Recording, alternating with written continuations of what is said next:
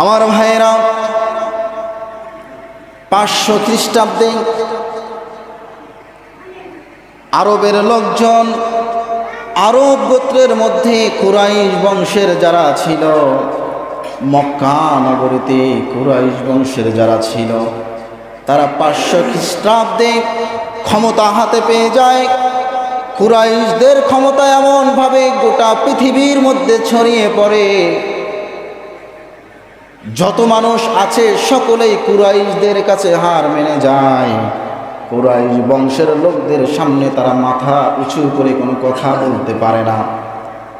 কুরাইশদের লোকেরা এত পরিমাণ ক্ষমতা অর্জন করে ফেলে, বাহিরের লোকজন যখন কুরাইশ বংশের লোকজনের সামনে দাঁড়িয়ে যায়, যেভাবে মূর্তি পূজা করার সময় নত হয়ে যেতে হয়, কুরাইশদের লোকদের সামনে আসলে সেইভাবে নত হয়ে কথা বলতে হয়। জোরে আওয়াজে কথা বলার সুযোগ নাই, কারণ তাদের ক্ষমতা হাতে, তারাই বর্তমান রাজত্ব চালিয়ে যাচ্ছে। আর এই ক্ষমতা পেয়ে কুরাইশ বংশের লোকদের মধ্যে অহংকার ঢুকে যায়। অন্যদিকে এই ক্ষমতা যখন বিভিন্ন জায়গায় ছড়িয়ে পড়ে, তখন কিছু সংখ্যক মানুষ ঐক্যবদ্ধ হয়ে কুরাইশদেরকে ধ্বংস করার জন্য, এবং কুরাইশরা যেই জিনিসকে নিয়ে তাকাব্বরি করে, যেই জিনিসকে নিয়ে অহংকার করে, সেই জিনিসটা হলো কাবা ঘর। তারা কাবা ঘরকে নিয়ে মানুষদের সামনে অহংকার করে। সেই কাবা ঘরকে কিছু সংখ্যক মানুষ ভেঙে ফেলার জন্য ঐক্যবদ্ধ হয়ে যায়। 570 খ্রিস্টাব্দে আবরাহানের নেতৃত্বে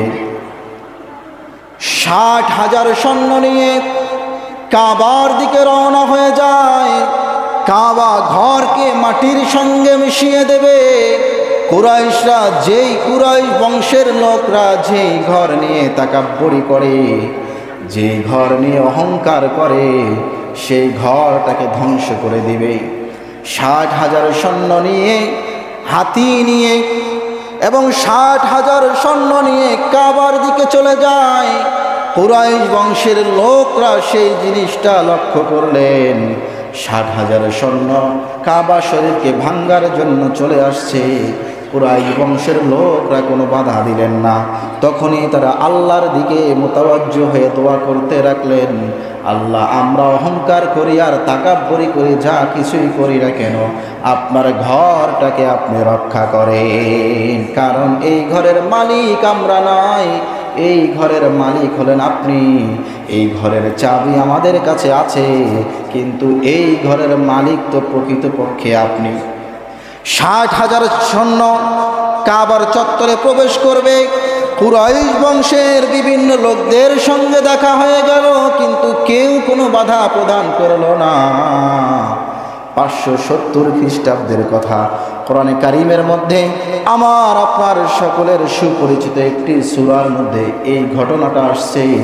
আলাম তারা কাইফা ফাআলা রাব্বুকা বিআসহাবিল ফিল আলাম ইয়াজআল কাইদাহুম ফি তাদলিল ওয়া আরসালা আলাইহিম তায়রান আবাবিল। 60,000 সৈন্য মিলে কাবা ঘরকে ভাঙতে যায়। আল্লাহ রব্বুল আলামিন কিছু সংখ্যক আবাবিল পাখি পাঠিয়ে দিলেন। ছোট্ট ছোট্ট আবাবিল পাখি, যেগুলোকে চড়ুই পাখির থেকেও ছোট বলা হয়, এই সমস্ত পাখিগুলো আসমান থেকে উড়ে আসলেন। ছোট্ট ছোট্ট পাথর তাদের পায়ে বা মুখের মধ্যে থেকে গেল। তারা ওই আবরাহানের বাহিনীদের ওপরে একটি একটি করে পাথর নিক্ষেপ করে। সমস্ত মানুষগুলো সেই জায়গার মধ্যে নিহত হয়ে যায়। জোরে বলেন আল্লাহু আকবার।